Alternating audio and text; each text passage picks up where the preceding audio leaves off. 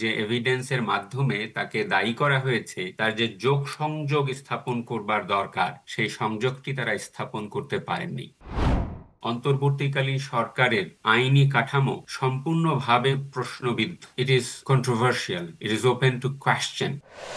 ICT, আন্তর্জাতিক অপরাধ tribunal, international crimes tribunal, বাংলাদেশের আভ্যন্তরীণ মানবতা বিরোধী অপরাধের দায়ে যারা অভিযুক্ত সেখানে তাদের মামলা চলমান থাকে, একটি স্পেশাল ট্রাইব্যুনাল। শেখ হাসিনার মামলার রায় ইতিমধ্যে আপনি শুনেছেন, আরও কয়েকটি মামলা নিশ্চয়ই ভবিষ্যতে আসবে। প্রাথমিকভাবে আপনার প্রতিক্রিয়া জানতে চাই। এই রায় যারা ভিকটিম তাদের কাছে প্রত্যাশিত ছিল যারা বলেছেন, তবে এই রায়ের সাথে সাথে অনেকগুলি প্রশ্ন নিশ্চয়ই আপনি দেখেছেন আন্তর্জাতিক গণমাধ্যমে, আপনার প্রতিক্রিয়া জানতে চাই। আমিও অন্যান্যর মতোই এই বিচারের একজন আগ্রহী পর্যবেক্ষক ছিলাম। তবে রায় যেদিন দেওয়া হলো, এই রায়টি বিভিন্ন মাধ্যমে সোশ্যাল প্ল্যাটফর্মেও এটা প্রচারিত হয়েছে, সেজন্য আমি শুরু থেকে শেষ পর্যন্ত শুনেছিলাম। তো শোনাতে একজন আইনের একাডেমিক হিসেবে ইমিডিয়েট যে প্রতিক্রিয়া আমার হলো সেটা হচ্ছে আন্তর্জাতিক অপরাধ আইন এই আদালতের যে থিয়েটার, সেই থিয়েটারে একরকম পর্যুদুস্ত হয়েছে।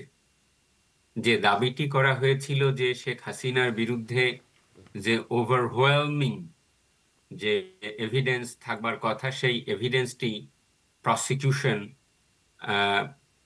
ওভারওয়েলমিংলি উপস্থাপন করতে পারেননি, এবং যে এভিডেন্সের মাধ্যমে তাকে দায়ী করা হয়েছে, উপস্থাপিত এভিডেন্স এবং তার সঙ্গে তার যে যোগ সংযোগ স্থাপন করবার দরকার সেই সংযোগটি তারা স্থাপন করতে পারেননি।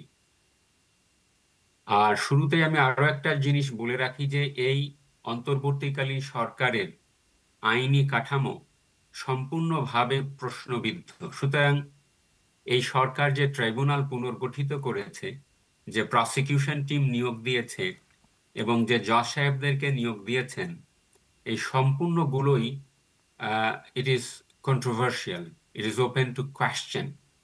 সুতরাং দেশীয় এবং আন্তর্জাতিক পর্যায়ে যে ফেয়ারনেস কনসার্ন বা ডিউ প্রসেস যে কনসার্ন হয়েছে, সেই কনসার্নগুলোর কিন্তু যোগ্য জবাব আমরা কোনো স্তরেই পাচ্ছি না। আমি সেদিকে ফেয়ারনেস বা ডিউ প্রসেস কনসার্নের যে সমালোচনা, সেটা একটু ব্যাকডেটেড সমালোচনা, সেদিকে যাচ্ছি না। আমি ওই বিচারের দিকেই আমি কয়েকটা পয়েন্ট আজকে যারা প্যানেল আলোচক আছেন তাদের বিবেচনার জন্য উপস্থাপন করতে চাইছি।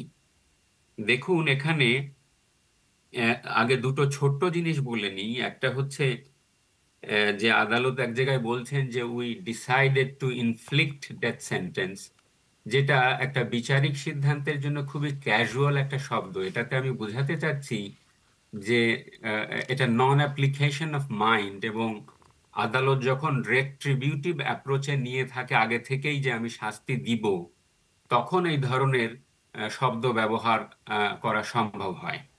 আর যখন মৃত্যুদণ্ডের রায়টি ঘোষিত হলো, তখন আদালতে এক ধরনের সোচ সহ এবং সল্লোষ দেখা গেল, যেটি আদালতের ডেকোরামের পরিপন্থী, এবং বাংলাদেশে যে পেনাল পপুলিজম কালচার আছে সেই কালচারটির যেন একটা মহড়া আমরা সেখানে দেখতে পেলাম।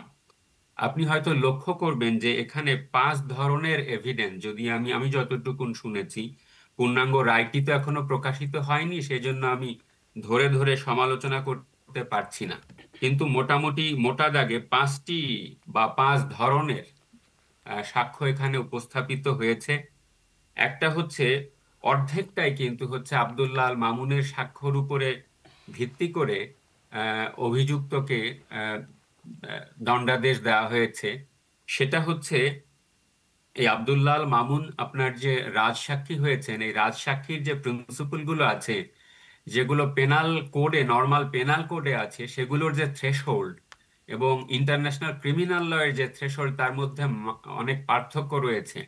এবং আমরা নিশ্চিত নই যে আব্দুল্লাহ আল মামুনের কাছ থেকে সেই সাক্ষ্যটি আসলে ভলান্টারিলি না হয়েছে কিনা বা জোরপূর্বক আদায় করে নেওয়া হয়েছে কিনা।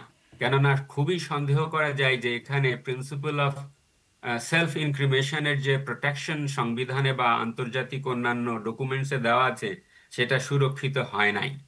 এবং আপনি এও জানেন যে আগেই একটা পার্ডন এগ্রিমেন্ট, একটা সিদ্ধান্তে পৌঁছানো হয়েছে যে লেনিয়েন্ট বা লেনিয়েন্সি দেখিয়ে তাকে এটা করা হবে।